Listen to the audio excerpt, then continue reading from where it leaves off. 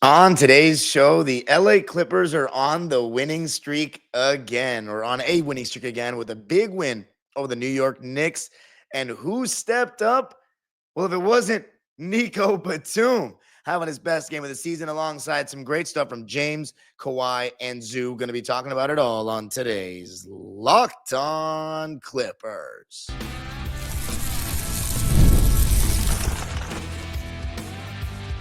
You are Locked On Clippers, your daily Los Angeles Clippers podcast. Part of the Locked On Podcast Network, your team every day.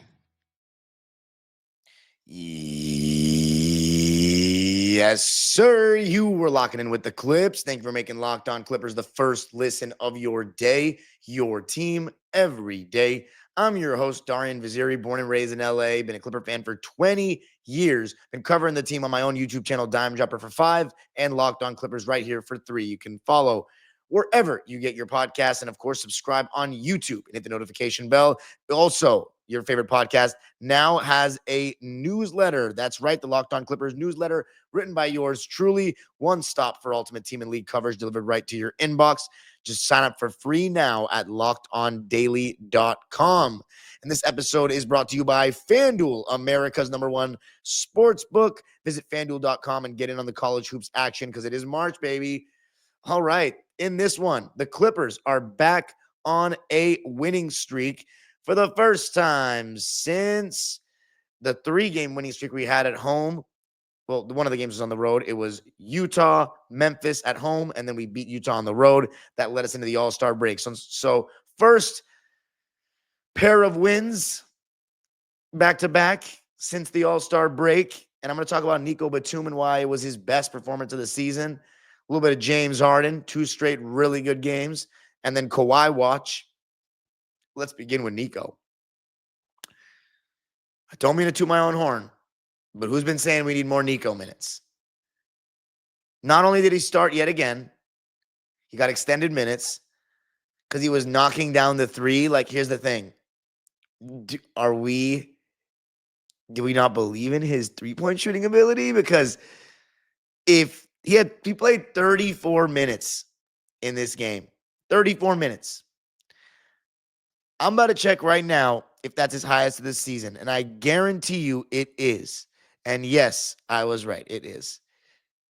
We needed to see him make 5 for 7 from 3 or go 5 for 7 from 3 to trust him with that, as if he doesn't do enough defensively. Like, look, I know it's very easy for me to come on here and say this after he had a good game, but I was saying it a couple of games ago. Now, there are some times where he's like 1 for 4 from 3 and doesn't do much, and he's just kind of getting some cardio in for 13 minutes that make you think, okay, he's just old and needs to retire. I never think this, but I'm just saying I can see why some people would think that. But how often have we given him extended run this season like that? Like, we just saw Nico in the Olympics. He's not a bad player. And this game showed you a bunch of what he can do. And it's not just the threes. It's his ability to switch 1 through 5. You know, Karl Anthony Towns, he had a rough game against the Lakers. In this game, he had 23 and 10. But he had to work for that 23 and 10. He went 8 for 21 from the field. He was 3 for 7 from 3. So he still shot twice as many 2s as 3s. But I feel as though Karl Anthony Towns' approach is just kind of not it for a big man. And that's why he's never going to be a #1 option, in my opinion, on a championship team. He starts every single move because he's such a good 3-point shooter from beyond the arc and usually ends up like ripping through, trying to take contact and throws up these awkward one-legged floaters that bigs just shouldn't be doing. And then we get to the conversation of how skilled it is for him to do that. And yes, it is very skilled what he does. He's a sniper from 3. But the thing is, this is a guy who at Kentucky was amazing in the post. He still has glimpses and flashes of that. But for me, he makes his life too difficult. The Lakers exposed that really badly with strength and getting underneath him with Dorian Finney-Smith and LeBron. And I thought Nico did a really good job as far as for us pushing him out. Because we had Zubac start on Josh Hart. And the reason we wanted to do that was to switch the pick and pop. So now Cat's not getting pick and pops with Zubats and drop coverage. That's the whole strategy behind that. By the way, I wonder if those that think that Ty Lue's a bad coach could have put 2 and 2 together on that and could even know what all this stuff means. Just wondering. But anyway, The thing about that is, and I thought it worked out pretty well. I thought our defense is the reason why we won this game because we had some rough patches offensively. We only shot 42% from the field, but the good news was the three ball was falling, and it mostly was falling from Nico and James, who combined for 10 of our 15 threes, but we shot 39.5% from three. So our 3-point percentage kind of saved us, which is a great sign given that we've not been shooting super well from three lately. But what I think won us the game was our number 4 in the league rated defense. 38.5% we held the Knicks to, and 26.5% from three. And this is a New York Knicks team that offensive rating wise is really good this year. I remember in the beginning of the season before, I had my hiatus and the fires and stuff. I remember they were number 1 in offensive rating, but I haven't checked that in a while, honestly. I'm going to check it in a second. But as far as Karl-Anthony Towns, I think Nico was able to offer a lot of resistance, get physical with him, make his catches somewhat difficult, and pushed him out to the three-point line where he's getting downhill and shooting these tougher shots. And what made it even more impressive was some of the blocks around the basket that Nico was having. You know what I'm saying? And Drew Eubanks, he didn't have a very good spell in the first half. And I thought, honestly, his offense was worse than his defense. He was just, if it wasn't a dunk or wound up in layup, he didn't look like he could score. And so Ty didn't put him in the second half. And we went small, in which we had a Nico, Bogey, Derrick Jones Jr., Chris Dunn, James Harden lineup. 6'5" and below for 4 players. Nico Batum is the only guy over 6'6" definitively. Derrick Jones Jr. might be listed at 6'6". Let me just double check that so I don't sound crazy. Derrick Jones Jr. is listed at 6'6". Okay. We don't have anybody 6'7" or above besides Nico in the lineup, and we were actually able to hold our own. If anything, our offense wasn't great because it just happens to, when you do that, you don't have a big that teams are scared to switch on. So they're going to switch the pick and roll and make you play isolation. And the Knicks have some solid one-on-one defenders, OG Anunoby, Josh Hart, Deuce McBride, Mikal Bridges. And you know who's their biggest defensive weak link on the perimeter? Jalen Brunson. And he wasn't playing in this game. So obviously I'm not saying that we were benefiting of Jalen Brunson not playing because he's the man. And the Knicks absolutely just didn't have the stuff offensively in this game to beat us, especially with our defense being what it is. But I mean, our defense was really good, and Nico Batum was a huge part of that. Huge part of that. But yeah, knocking down the three ball, swing, and he just does all the little things right. He's such a team player. You can tell there's just no ego there whatsoever. I just hope that this is something that I wonder if it's because some people have been suggesting, have we just been waiting till later in the season to ramp Nico's minutes up? Or is this just a result of the fact that Norman Powell is out? Because Derrick Jones Jr. returned in this game and he came off the bench. Was that because we're starting to realize that we need some better three-point shooting because we've been really cold from three lately? I don't know. If it means more Nico Batum, I'm very happy with that. 17 points for Nico. That was a season high. 4 rebounds, 1 assist, 2 steals, and 2 blocks. 3 turnovers on 6 for 9 shooting and 5 for 7 from 3 in 34 minutes. We won it 105-95 over the New York Knicks, who came to Los Angeles and took 2 L's in 2 different arenas. 34, and although it would have been nice for them to beat the Lakers, but I think the chase for beating the Lakers, I think that's kind of dead for us, unfortunately. Just want to stay out of the plan. But when we move on to 34-29, thought Nico Batum, for me, was honestly not the player of the game. That was James Harden, and we're going to be talking about him coming up.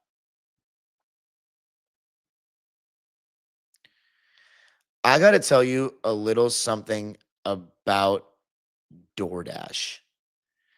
You see, NBA fans, I hope you're ready.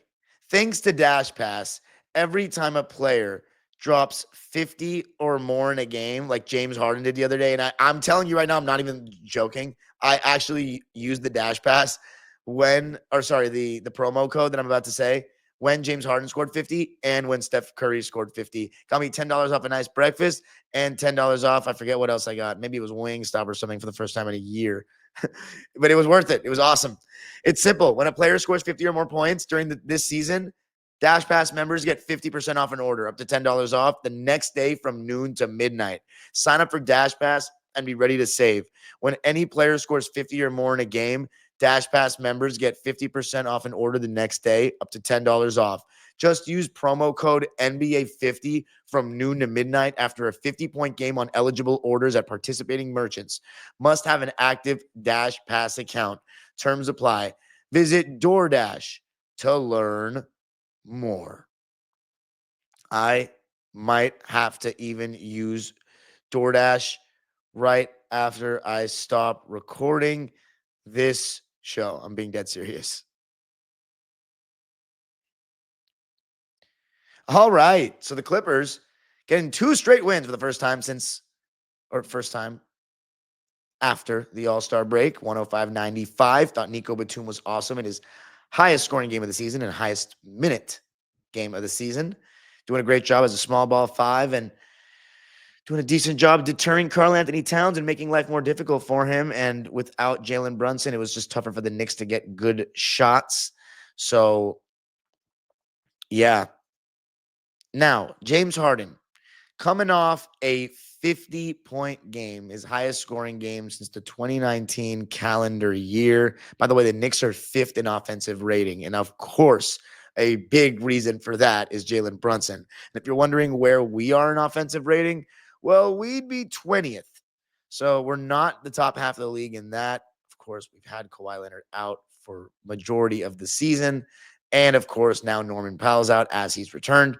Defensive rating, we are 2nd in the league. Wow, we were 4th before that Knicks game because like on the broadcast, they were saying 4th. And now I'm checking it. And we're 2nd again behind the Thunder, who have the defensive rating title this season locked up. But Orlando and us are flirting with the same one, 109.5 right now as I'm recording this, and Houston 109.7. So I guess the three of us are just going to kind of going back and forth. And the Celtics not too far behind, but 2nd in the league in defensive rating. I mean, just like that, a couple of games. I was saying it. We didn't look that much worse defensively in these other games. I think there were just some games we played that teams were just knocking down threes. Just that it just happens, I guess. And now you're seeing, because the Knicks, I mean, I got to check their 3-point percentage. Here, I'll check it right now. Let's see where they rank in 3-point percentage. 11th. So they're not great, and they didn't have Brunson. So, and they also didn't have Mitchell Robinson. I wanted to include that as well. But we didn't have Norman Powell and Ben Simmons. So, of course, they had more of a disadvantage for that. And we needed to win it, and we did it. And a guy that had his 2nd straight great game was James Harden. Sorry about that defensive rating thing. I just wanted to get to that. But James Harden, this is going to be a very big stretch coming up for him because I checked right before I started recording this that it was right around this time last season where he started to hit that dip right before the playoffs. We actually played. It was probably our best performer, him and Zoo. Probably Harden, though, just given the highs that he reached in games 1 and 4. But he just came off a 50-point game, and he played really well in this game. So coming up, I'm going to be interested to see how he is going to do because he's been more taxed this season than last by a lot. He had Westbrook backing him up last season. He had Paul George. He had a healthy Kawhi during the regular season. He hasn't had that this season. He's had Norman Powell who works quickly off the catch, and if it's a zoo out, so this game, we dumped it down to him a lot. I'll talk about that later, but we don't dump it down to enough at times. So it's been a lot of him on the ball, and he's been very healthy so far. So I'm just interested to see how these upcoming weeks are. But in this game, man, he picked up kind of right where he left off, not in the same kind of explosive scoring way, but his 3-ball was falling. And when his 3-ball is falling, it really opens up the game because guys are really pressing up on him. That gives his ability, even though he's declined, he has still a very good first step. And when teams honor that step back 3 that he's patented for years so much, that allows him to get the step on these guys. And then when they get their hands in the cookie jar, he knows how to punish defenders. And the refs, they were giving him his calls in this one. He was 8 for 9 from the free throw line. And that, of course, was the leader in free throw attempts during the game. You know who else had a pretty solid whistle? Kawhi Leonard. but I'll talk about him more in the third segment. I thought James just did a very good job orchestrating the offense and feeding Zoo early. That's one thing I thought he did a really good job of. There was an amazing pass he made from the left wing all the way down to Zoo underneath the basket that he just whipped to him when it looked like he was going to take a step back three. That was one of the nicer passes he's thrown this season, and that's saying something because he has one or two beautiful passes per game at least. That pass he had behind his head to Chris Dunn in the second half was also extremely impressive. But I just thought he led by example. It was a lot of James in the first quarter, and I thought in the first half, the minutes with James were really good, and the minutes without him were tough. But again, it didn't quite feel like in that first half we were trying to get Kawhi back into things, like Operation Get Kawhi integrated again, or making him the number one option, so to speak, was not in full effect in the first half. And it was fine because, we were up 31-25 after the first quarter, and then we broke even with them in the second, 29-29. So we had a 6-point lead going into the half. But I was just, I'm still thinking about the long term. We started out really, really well, 9-0. And then they responded with an 8-0 run. It was fairly neck and neck for a lot of that first quarter. But James Harden had 10 points in the first, couple of step back threes, and to pick up, he had a 50-point game. And to knock down those step back threes early on in the game and have a 10-point first quarter and played the whole thing, of course. He played the whole first and third. That set a really nice tone for us scoring the basketball, along with Nico Batum going 3 for 3 in the first. And then Zoo, it just felt like he was getting really good interior position. You know what I'm saying? So when we fed him the ball, he's right around the basket or just in his sweet spot and when I say his sweet spot, honestly, anything inside the key at this point is sweet spot with him because he's been so great around the basket all season long and has improved every year. But first play of the game, you look at it for the Clippers in this game, Zubats just cuts behind Cat not seeing ball in man. Harden fizzes it to him under the basket, dunk to start the game. Thought that set a really, really nice tone. And yeah, I thought when we didn't have James in that second quarter, we didn't play too great, but he and Zubats did a very good job when they came back in of restoring order. And a lot of it was James Harden getting to the foul line. And I've talked about it so many times.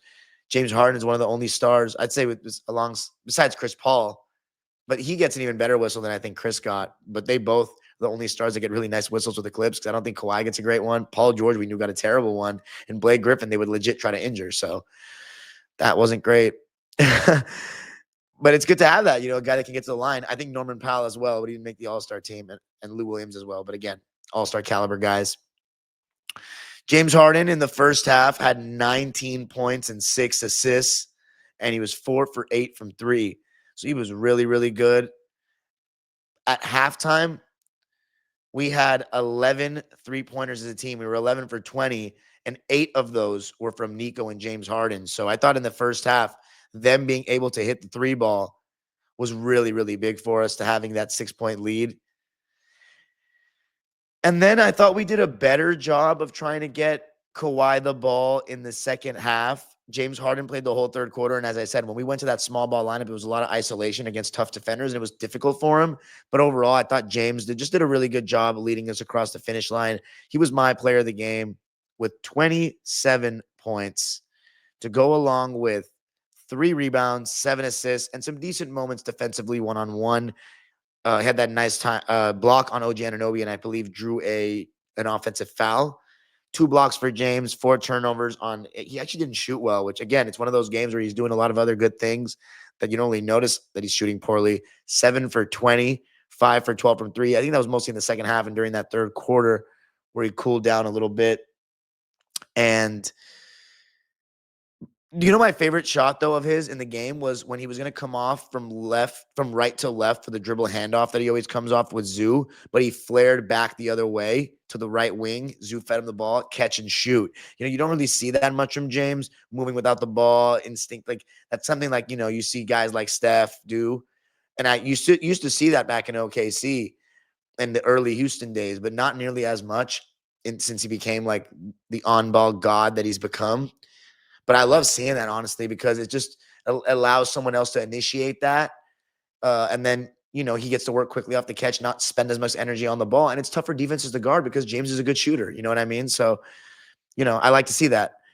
But yeah, really, really solid game from him overall. It's just when you talk about this season versus last, I think this has been a better season for him. I'm not saying he's gotten better because I think he's just a year older, and you barely noticed any drop off. But if you look at the efficiency, that's the case. But it also has to do with Kawhi not being there and all the stuff I mentioned earlier. So it's just he just looks a year older, but not a big like a year older that doesn't feel like a sharp decline. You know what I mean? Just yeah, he probably isn't as explosive as last year, but you can barely notice, honestly. You can barely notice. And I think he's having a better season this year, just given the responsibility. He doesn't have to integrate into a new team. He's had to carry the offense, and he's done the job. And he's represented us in the All-Star game, and I think that's reflective of the better season that he's having, even though he could have argued that he should have made it over Paul last year. Coming up, though, going to be talking about the Kawhi watch and everybody else that played in this game. That's some looking forward to. Did he look better? Do I think he looked worse? Going to be talking about that coming up. I got to tell you a little something about FanDuel, America's #1 sports book. March Madness is here, and FanDuel is giving you the chance to get in on the action like never before. Right now, new customers can get $200 in bonus bets when your first $5 bet wins. That's 200 extra bucks to use on everything from buzzer beaters to Cinderella stories and even who's cutting down the nets. And I'll tell you what, I don't know what I'm more excited for this season. Last season, I was more into the women's bracket. UCLA and USC both have a chance to go all the way. I'm so excited.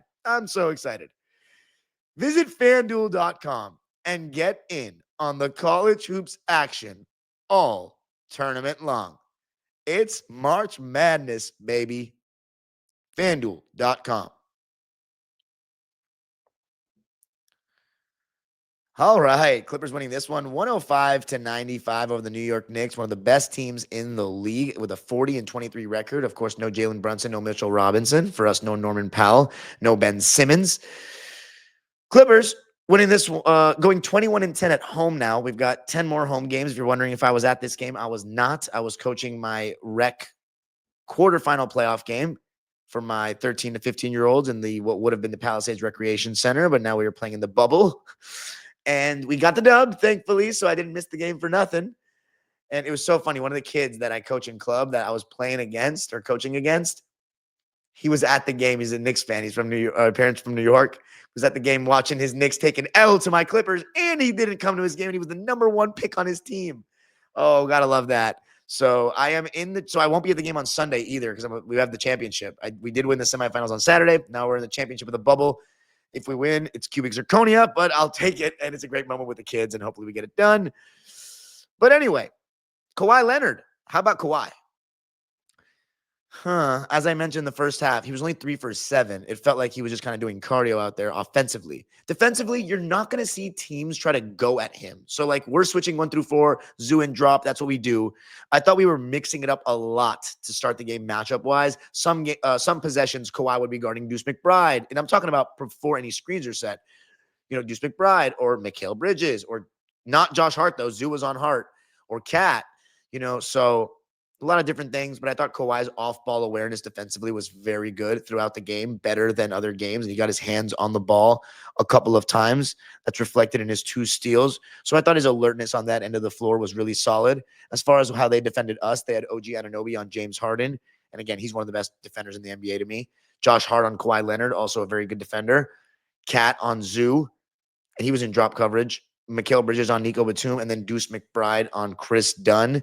At times, we got the McBride-Kawhi switch. That was favorable, and I thought Kawhi did a pretty decent job of getting to his spots and getting the right shots. But as I said, in the first half, it didn't feel like we were really going through Kawhi. We were throwing it to Zoo, honestly, even more than Kawhi. And I thought Zoo did a really good job with stuff. He got his jump hooks off. There was a time even where they doubled him and he scooped it to Chris Dunn underneath the basket. I thought that was beautiful. I think it was Derrick Jones Jr. actually, who, by the way, since Terrence is off the team now, might be the best cutter on the team. He might even be a better cutter than Terrence. I just had a bigger sample size with Terrence. But how many plays have we scored on this season with Derrick Jones Jr. back cutting or coming off a screen and just flying to the basket and James Harden just throwing it to him? You know what I mean? Or cutting from the baseline off the short roll with Zoo. He's been spectacular in that regard. I thought minutes-wise, though, he was first came back from injury, so I get it. 18 minutes for Derek, 9 points, 3 rebounds. and 1 block. He was really solid in his minutes for me. 3 for 5 from the field, 2 for 3 from deep. Drew Eubanks played just 4 minutes, 0 points, 0 for 2. But with Kawhi, I thought in the third quarter, we did a better job of going to him. And by the way, Derrick Jones Jr. had that big 3 ball at the end of the first quarter. But I thought we did a better job of going to Kawhi to start the third quarter. One-on-one, he was doing some good things. But it still wasn't very Kawhi-centric. And I don't know if it's because he takes too long sometimes to get going. He doesn't see the open man sometimes. Or does the coaching staff think that maybe we just get better offense with James running pick and roll? But the thing is, does that mean that they're not treating Kawhi like he's the man anymore? I don't know. I think the one thing that was really encouraging was that he played the entire fourth quarter. Actually, no, all but 31 seconds of it. So that was great. But my concern is this. In the third quarter, he had a nice little reverse layup. He had a little mid-range. He was 3 for 7, 8 points. But the fact that he was 3 for 7 in one quarter and he was 3 for 7 in the entire first half, I think we're going to need more of that third quarter stuff, even though he's not shooting the best. But as I said from the start, and it's okay when we're winning games, but you can't expect us to get to the playoffs with Kawhi being used like a Chris Middleton and he's going to be the guy. What are we going to do? Are we just okay with this? That's just what I'm wondering. Because in the fourth quarter, he played the whole thing. I don't know. He had 0 points, though. My case is not made any better with the way he played in the fourth, if I'm being honest. I just thought our approach, we didn't know he was going to go 0 for 4 in the fourth, though, is what I'm saying, in the first 3 quarters. Unless our plan was to try to save his legs because he was always going to play the fourth, which might have been the case, actually. But, man, he didn't have any. Everything was short except for 1 shot back of the rim. Everything. And I thought they were all decent looks. Inside the arc, one-on-one, it didn't look good. And our offense in the fourth, Bogdanović, I didn't even mention him, but he had 2 huge tips in the fourth. Huge. But that's my thing with Kawhi. You know, it was so short on those jumpers in the fourth. I still think he contributed and got that huge rebound at the end that kind of sealed the deal. But I don't know. I don't think we moved any. We didn't really get much progression in the Kawhi Leonard being our first option thing. He was 6 for 18. Shot as many shots as Zoo, which honestly is good that we're giving Zoo the ball that much. But 20 points, 7 rebounds, 6 assists, 2 steals, 2 turnovers. I like that he got 6 assists. I'm wondering, though, with Kawhi, at least, you know, one thing that's really good, that Kawhi Leonard had 20 points, and I'm saying he didn't even play that well. So that's now 4 straight games with 20 or more. So we're getting somewhere. For him to even have bad games, a bad game and shoot. I don't know. Did he have a bad game? Let me know what you think in the comments. Because I don't know if we would have won without him. He still made huge plays. He still got us 20 points. You still got to get the 20. And 7 rebounds, 6 assists, 2 steals. I still thought he overall contributed. I don't think he had a bad game. He just didn't have a great shooting game. And it's just far from what we need. I mean, what do we need to see? That's the thing. What we want to see, but what do we need to see? What does the organization expect necessarily? Do we want Kawhi to be back to being that guy so we can make a playoff run? Because if that's the case, I don't know. I just think it's going to take. We have 19 more games to keep going, and we got to really try to play through Kawhi in those games. I think because you can't just show up to the playoffs and expect him to just turn it up like that. It just doesn't work that way. But yeah. I'm happy to see it. At least another 20-point game. As far as the other guys, I already talked about Nico, 17 points. James Harden, 27. Ivica Zubac's 16 and 14. That's his 7th straight double-double. I thought my favorite part of the game was when he had those 2 jump hooks from the middle of the key with either hand on back-to-back possessions. Made it 66-59. They called a timeout. He's just improving by the day. And the rim protection, I mean, the amount of times he bails guys out on defense is absurd. Absurd. And this game was no different. 16 and 14, 3 assists, a block, 1 turnover on 8 for 18 shooting. And I love this progression as a passer out of the post. Chris Dunn doing his Chris Dunn thing. One thing I love about Chris, he just doesn't give up on a play. When he gets the corner turned on him, This is for all young hoopers that are listening. If you get the corner turned on you on a screen and roll, do not expect your big or whoever you're funneling him into to just take him. If you can get back in the play, you can come up with a lot of steals, and Chris Dunn does a really good job of that. But yeah, I thought overall the fact that we went small in the second half because we didn't trust Eubanks and Nico and them held their own is a good thing. We struggled to score, if anything. We got outscored 24-19 in the third, but we outscored them 26-17 in the fourth, and a lot of it was our great defense. Amir Coffey, I mean, he's committing too many dumb fouls for me. He wasn't great defensively. He was 2 for 4 from the field, and all those shots were threes, and he made a big three to make it 93-85, I will say. 6 points, but he's got to cut the bad fouls out. Bogey, that's my last guy I'm going to talk about. Big tips. He was 0 for 4 from 3, but 4 for 5 from 2, finished 4 for 9. 8 points. How about this? 12 rebounds, 3 assists, and 1 steal, and no turnovers. I didn't even not notice 12 rebounds. Wow. Let's go, Bogey. He's having a little decent stretch right now. A couple of really solid games. He was fantastic against Detroit, shot well against Phoenix. So 3 straight good games. And guess what? 2-1 in those games. And the only loss was a 2-point loss that we should have won. So maybe Bogey's the X factor. Clippers get the win. Solid one over the New York Knicks. I will see. We'll see what happens on Sunday against the Sacramento Kings. Go Clippers. The age-old proverb continues. Oh, you can follow me on Twitter and Instagram at DimeDropperPod. Subscribe to my own YouTube channel, Dime Dropper, for even more LA Clipper, LA sports content. And, of course, Locked On Clippers. Subscribe on YouTube. Let's get to 7,000 subscribers before the playoffs or the play-in.